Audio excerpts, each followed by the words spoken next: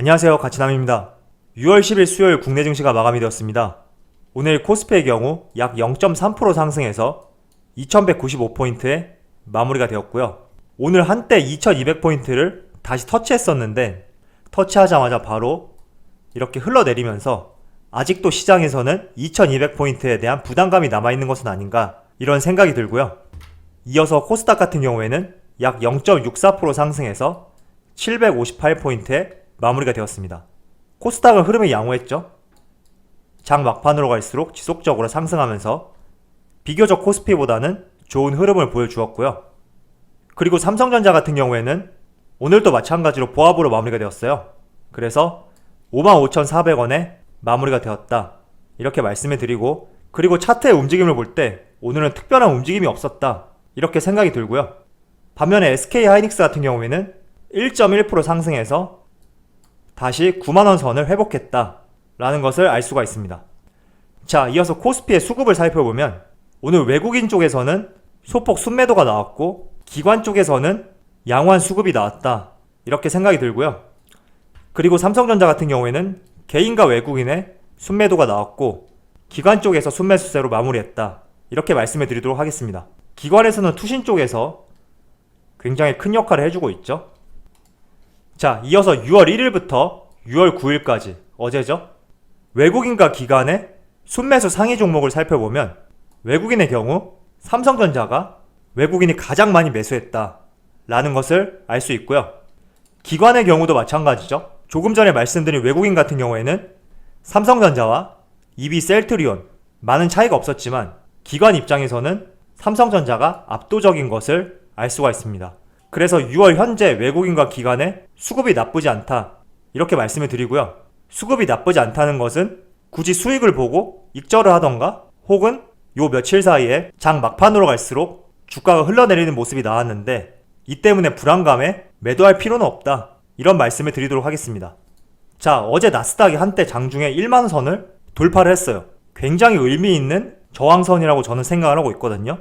왜냐하면 나스닥 지수 같은 경우에는 1971년에 출범이 되었는데 그 이후로 단 한 번도 1만선을 돌파한 적이 없어요. 그리고 코로나 직전에 돌파를 앞두고 있었는데 코로나로 인해서 7000포인트 아래까지 떨어졌단 말이죠. 그리고 단 3개월 만에 이렇게 다시 큰 상승을 보여주면서 저항선이라고 할 수 있는 1만선을 장중 한때 돌파를 했었단 말이에요. 그래서 저는 이 부분이 굉장히 의미 있는 돌파가 되지 않았나 이런 생각이 들고요. 제가 여기서 여러분들에게 한 가지 주목해야 될 점을 말씀을 드린다면, 자, 나스닥이 장중 한때 1만선을 돌파를 했는데 나스닥이 이렇게 심리적 저항선인 1만선을 돌파할 수밖에 없는 이유가 있을 거예요. 그 이유에 한번 우리가 초점을 가지고 생각을 해본다면 앞으로 우리가 주식을 투자할 때 도움이 될 것이라고 생각을 하고 있습니다. 이렇게 나스닥이 1만선을 돌파할 수 있었던 이유 중에 하나는 IT, 즉 기술주 쪽에서 큰 성장이 있었기 때문이죠. 뉴욕 증시에서 기술주들은 날개를 달았다.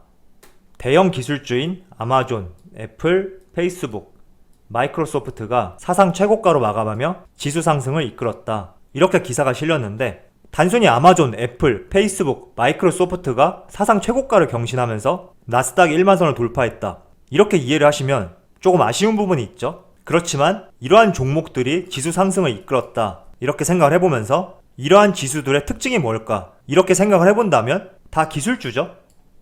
기술주라는 말은 미래지향적인 산업을 영위하는 기업들이에요. 제가 항상 여러분들에게 말씀을 드렸죠. 주식 투자를 할 때 미래지향적인 사업을 영위하고 있느냐, 그리고 산업을 이끌어갈 수 있는 사업을 영위하고 있느냐, 이런 부분에 초점을 가지고 이러한 기업들 위주로 투자를 해야 된다 이렇게 말씀을 드렸어요. 그래서 이러한 내용을 바탕으로 이 네 종목을 살펴볼 때 여기 있는 네 가지 종목들은 기술주 그리고 미래지향적인 산업을 영위하는 기업들이란 말이에요. 이러한 점에 포커스를 맞추고 우리도 항상 코스피 시장에서 주식 투자를 할 때 여기 나와 있는 아마존, 애플, 페이스북, 마이크로소프트 이러한 기업들과 같은 기술주에 투자를 해야 된다 이렇게 말씀을 드리고, 지금뿐만 아니라 내년, 내후년, 2025년 모두 마찬가지예요. 앞으로는 더욱더 기술주 위주로 성장을 할 것이고 그 기술주들이 지수 상승을 이끌 것이기 때문에 항상 이런 종목들 위주로 우리가 체크를 해보고 관심을 가져보자 이렇게 말씀을 드리도록 하겠습니다. 자, 지금부터는 제가 여러분들에게 공매도에 대해서 말씀을 드려보도록 하겠습니다. 사실 공매도를 알기 위해서는 주식 대여 거래, 즉 다른 말로 대차 거래에 대해서 이해를 하셔야 돼요. 그래서 주식 대여 거래, 다른 말로 대차 거래에 대해서 먼저 말씀을 드리고 그 다음에 공매도에 대해서 말씀을 드리도록 하겠습니다. 자, 우선 저는 공매도라는 제도를 좋아하지 않아요. 그 이유가 평등하지 않다고 생각을 하고 있거든요. 미국 증시만 하더라도 개인 투자자들이 공매도를 활용을 할 수가 있어요. 그런데 우리나라에서는 개인들이 공매도를 활용할 수가 없죠. 정확하게 말씀드리면 활용을 할 수 있지만 굉장히 절차가 까다롭기 때문에 거의 활용할 수 없다. 이렇게 생각하는 것이 맞고요. 그래서 공매도를 활용하는 주체는 외국인과 기관이다. 그리고 이런 공매도 때문에 주가가 상승할 때 상승하지 못하고 횡보하는 모습이 나올 수 있다. 이렇게 생각을 하고 있기 때문에 저는 개인적으로 공매도에 대해서 별로 좋아하진 않지만 그래도 공매도에 대해서 궁금해 하시는 분들이 많으셔서 제가 내용을 정리해서 지금부터 말씀을 드리도록 하겠습니다. 자, 그럼 여기 자료가 잘 정리가 되어 있는데 주식 대여 거래란, 다른 말로 대차 거래란 정의에 대해서 저와 같이 읽어보도록 하겠습니다.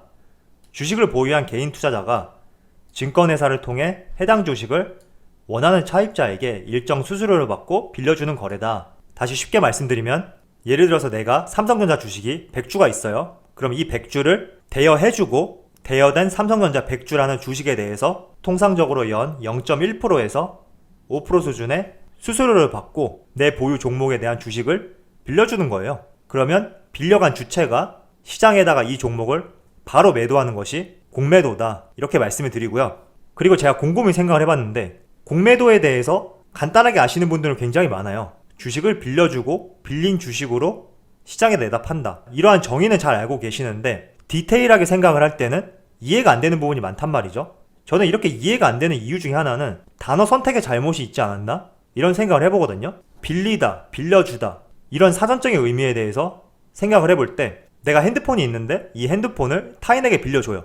그러면 저는 핸드폰이 없어지는 게 맞죠? 하지만 주식 대여, 다른 말로 대차 거래에서는 내가 빌려줘도 없어지지 않는단 말이에요. 그래서 이런 대여, 그리고 빌려주다 이러한 단어 때문에 오히려 공매도라는 것을 이해하는데 굉장히 혼란스럽다 라고 말씀을 드리도록 하겠습니다. 자, 일단 우리가 주식을 대여를 해주면 어떠한 이득이 있느냐? 바로 대여한 주식의 약 0.1%에서 5% 수준의 수수료를 받을 수가 있어요.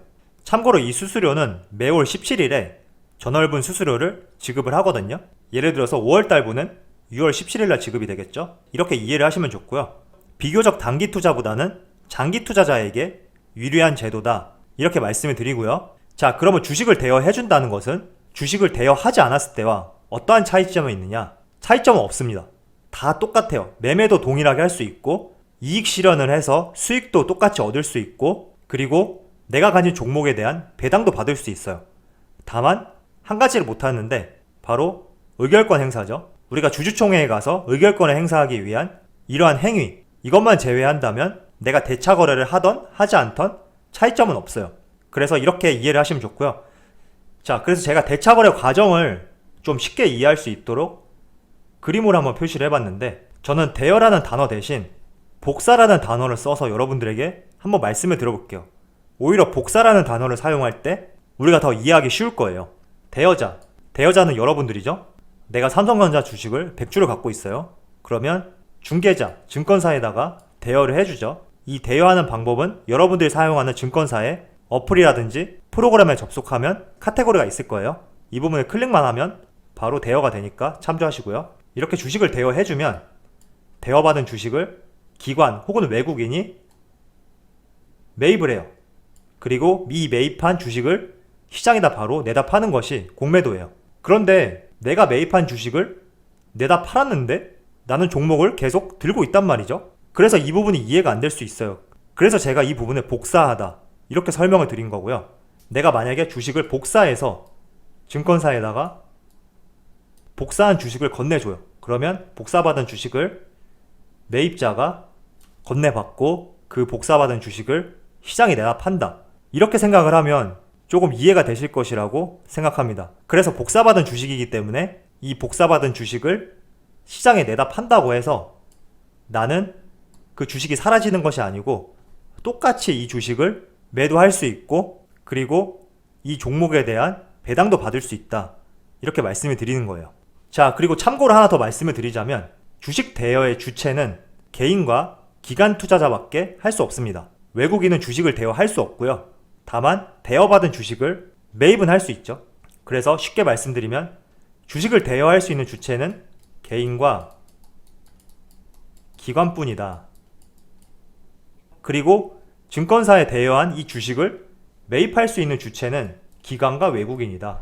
이렇게 이해를 하시면 편할 거예요. 그래서 정리를 해서 말씀드리면 공매도라는 것을 이해하기 위해서는 대차거래, 주식 대여에 대해서 먼저 이해를 해야 되고, 이렇게 이해를 하려고 보니까 대여라는 단어가 굉장히 헷갈린단 말이에요.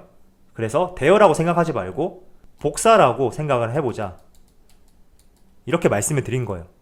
그렇기 때문에 내 주식을 복사해서 증권사에다가 건네줘도 나는 그대로 주식이 내 계좌에 남아있게 되는 것이고, 그리고 이렇게 복사받은 주식을 매입자, 기관과 외국인이죠. 이 주체들이 시장에 내다 판다고 해서 나는 주식이 사라지지 않는다, 이렇게 말씀을 드리는 것입니다. 자, 그리고 참고로 한 가지만 여러분들에게 더 말씀을 드리면, 주식을 대여하는 주체가 개인과 기관밖에 안 된다고 말씀을 드렸잖아요. 그런데 기관 중에서는 국민연금은 대차거래를 하지 않고 있어요. 그 이유 중에 하나가 2018년 10월 달에 증시가 한번 급락한 적이 있었는데, 이때 국민연금의 주식 대여 때문에 부정적인 여론이 굉장히 커진 적이 있거든요. 그래서 국민연금은 공매도에 활용될 수 있는 주식 대여를 하지 않고 있다, 이렇게 말씀을 드리고요. 한 가지 더 말씀을 드리자면 2019년 상반기에는 대차거래 주식 수가 약 63억 주나 된다고 합니다. 물론 누적수겠죠. 그래서 굉장히 많다는 것을 알 수가 있습니다. 자, 그러면 마지막으로 삼성전자 차트를 보면서 한번 이번 주 흐름을 잠깐 여러분들에게 말씀을 드리도록 할게요. 자, 삼성전자가 지난주에 약 6%의 큰 상승이 나오고 나서 지금 약 5거래일 동안 상승도 아니고 하락도 아닌 박스권에서 횡보를 하고 있단 말이죠. 그런데 제가 영상 초반에 말씀을 드렸죠. 나스닥이 10,000포인트를 넘어설 수 있었던 이유 중에 하나는 기술주, 미래지향적이고 산업을 선도해 나가는 기업들의 주가가 지속적으로 상승했기 때문에 넘어섰다고 말씀을 드렸어요. 그래서 아무리 시장에서 코스피 2200포인트를 부담스러운 시점으로 생각하고 있다고 하더라도 삼성전자는 지속적으로 갈 수밖에 없기 때문에 조금 전에 말씀드린 나스닥 기술주와 대입을 해서 여러분들도 생각을 하시고 꾸준히 모아 나가자, 다시 한번 말씀을 드리도록 하겠습니다. 그럼 오늘 영상 여기서 마치도록 하고요. 항상 여러분들의 성공 투자를 기원하도록 하겠습니다. 감사합니다.